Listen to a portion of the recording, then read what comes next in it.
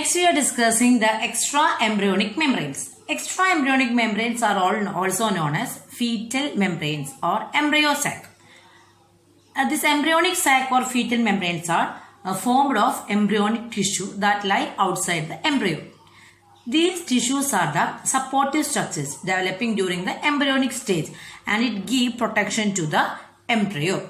Okay, so the main main embryonic tissues are four types. They are allantois, yolk sac, chorion, chorionic cavity chorion, and this is amniotic cavity, so it contains amnion. These are the main supportive structures present in the human yet outside the human embryo.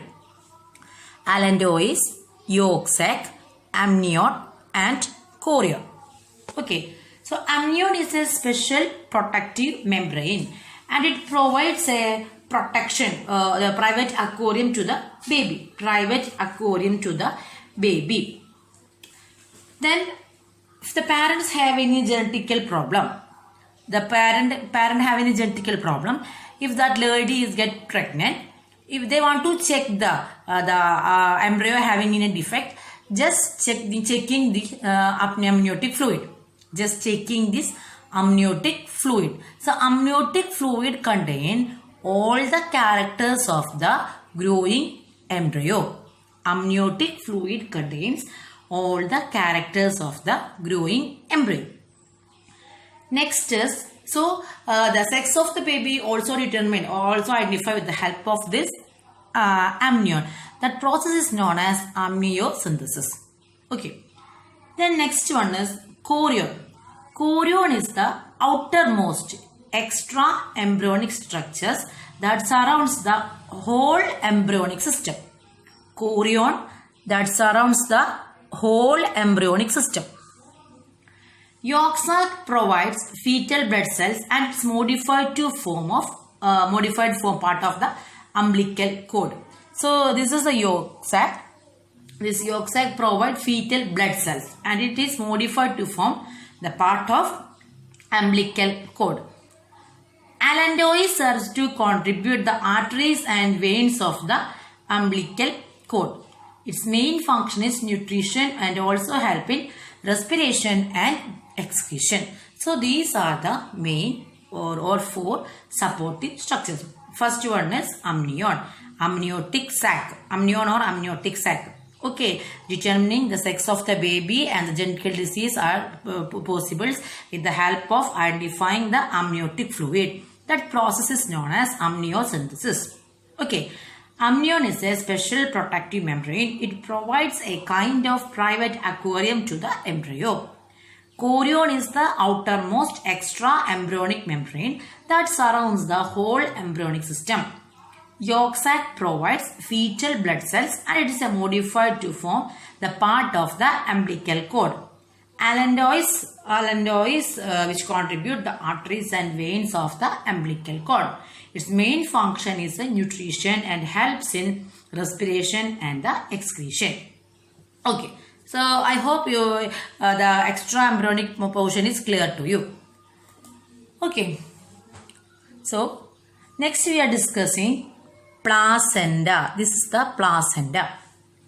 After implantation, finger-like projections appears on the trophoblast that called chorionic villi. After implantation, finger-like projections appears on the trophoblast that is known as chorionic villi. These are surrounded by the uterine tissue and the maternal blood. The chorionic villi and the uterine tissue become interdigitated with each other and jointly form a structural and functional unit between the developing fetus and the maternal body. That is known as placenta. Placenta is very important. Okay, so what is placenta? The finger-like projection seen on the trophoblast that is known as chorionic villi. These are surrounded by the uterine tissue and the maternal blood. The chorionic villi and the uterine tissue become interdigitated. Okay, that means very close and jointly they form a structural and a functional unit between the developing embryo and the maternal body that is known as that is known as placenta. Okay, clear. Then this placenta has so many functions. Okay, placenta secretes so many hormones, and also it having so many functions. So placenta is a structural and functional unit between the embryo and the maternal body. Placenta is connected to the embryo by the umbilical cord, and it transports the substances to and from the embryo. It transports the substances to and from the embryo. The main functions of this placenta are: it acts as a barrier between the fetus and the mother. It acts as the barrier between the fetus and the mother. It helps in transport of soluble inorganic and organic materials, nutrients, hormones, antibodies, etc. through the placenta from the mother to fetus. Next, it helps in gaseous exchange between the mother and the fetus. Next, it helps in elimination of nitrogenous waste of fetus. Then it also secretes so many hormones. We will discuss what are the hormones, what are the placental hormones. Okay, so the main functions are: placenta acts as a barrier between the fetus and the mother. It helps in transport of soluble inorganic, organic material, nutrients, hormones, antibodies, etc. Then it helps in the gaseous exchange between mother and the fetus. It helps in the elimination of nitrogenous waste of the fetus. Then it acts as an endocrine gland. Okay, so placenta secretes the different types of hormone: HCG, HPL, estrogen, progesterone, then gonadotropin, human chorionic gonadotropin, etc. Parturition or childbirth. Parturition or childbirth is an act of expelling the full-term fetus from mother's uterus at the end of the gestation. The average duration of human pregnancy is about 9 months or 39 or 40 weeks, which is called gestation period, which is known as gestation period. Parturition involves forceful muscular contraction of the uterine wall, and that is known as labor. Okay, parturition is induced by a complex neuroendocrine mechanism. The signals for parturition originate from the fully developed fetus and the placenta, which induce mild uterine contractions called fetal ejection reflex. This triggers releases of oxytocin from the maternal pituitary. When the fully matured fetus shows fetal ejection reflex, at that time it triggers the release of oxytocin from the maternal pituitary. Oxytocin is known as birth hormone. Okay, so this leads to the expulsion of the baby out of the uterus. The cervix becomes fully dilated and the amniotic sac ruptures and the baby is expelled out of the uterus through the birth canal. Soon after the baby is delivered, the placenta, commonly called afterbirth, is also expelled out of uterus.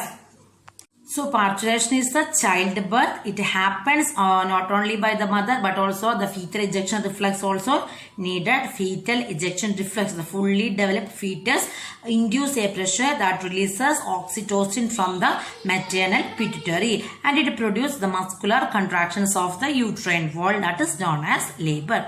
So oxytocin acts on the uterine muscle and causes stronger uterine contraction. The fetus just causes a mild contraction, but this oxytocin causes a stronger uterine contraction. This leads to the expulsion of the baby out of the uterus. The cervix become fully matured. The cervix become fully matured means it fully dilated and the amniotic sac ruptures and the baby is expelled out of the uterus through the birth canal. Soon after the baby is delivered, the placenta, commonly called afterbirth, is also expelled out of the uterus. Labor can be induced artificially by injections of the oxytocin or by the insertion of prostaglandin into vagina. In some women, there is sometimes the normal labor pain will not be formed. So on that cases, injections of oxytocin or insertion of prostaglandin into the vagina is the only possible method. Okay, if a woman does not want to go through the labor pain, she can opt a surgical procedure for childbirth that is known as cesarean or C-section. Okay, sometimes if any complications will be there, this umbilical cord is covering in baby's neck, at that time the C-section, the doctor does not recommend the normal birth, the doctors recommended cesarean. Clear? And I told you that some pregnancy hormones or placental hormones. So what are the placental hormones? Next we are discussing the placental hormones. Placenta also acts as an endocrine tissue and it produces several hormones like HCG, human chorionic gonadotropin, HPL, human placental lactogen, estrogen, progesterone, prolactin, oxytocin, follicle stimulating hormone. Okay, all these hormones are needed. During pregnancy, the level of the other hormones like estrogen, progesterone, cortisol, prolactin, thyroxine, etc. all the hormones are increases in the maternal blood. Increased production of these hormones is essential for supporting the fetal growth. Okay, metabolic changes in the mother and maintain the pregnancy. Clear? So all these hormones are required to maintain the pregnancy or maintain the development and growth of the baby. I told you that sometimes this umbilical cord is cover this baby. The normal labor is not possible. So on that time C-section. Only the remedy is C-section. So next is the delivery happened. The baby comes out. The next is lactation. The production and release of milk by mammary gland is called lactation. This helps the mother in feeding the newborn. Lactation is stimulated after parturition by the hormone prolactin. So prolactin, the main function of prolactin hormone is stimulate the lactation. Prolactin is secreted by the anterior pituitary. And we discussed oxytocin. Oxytocin is also known as birth hormone. This hormone also helping for the lactation, which triggers the milk release from the mammary glands. Initially for 2 to 3 days, the mother produces a thick yellowish, globulin rich. Globulin is a protein. The main function of this protein is defense. Okay, globulin rich fluid that is known as colostrum. So the first 2-3 days the mother produces thick yellowish globulin rich fluid that is known as colostrum.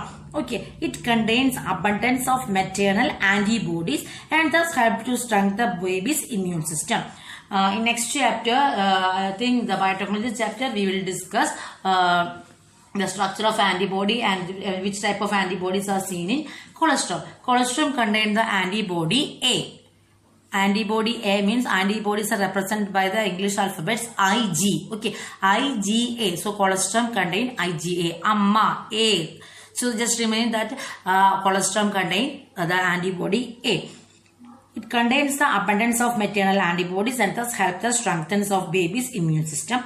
Then that's why the doctors are recommending breastfeeding for the continuous breastfeeding for the 6 months. They are not allowed to give any other food. Okay, breastfeeding is recommended by doctors for bringing up a healthy baby because the colostrum, which contains several antibodies, mainly the antibody IgA, and it vitamin rich, calcium, fats, lactose. It provides passive immunity to the baby. Clear it is.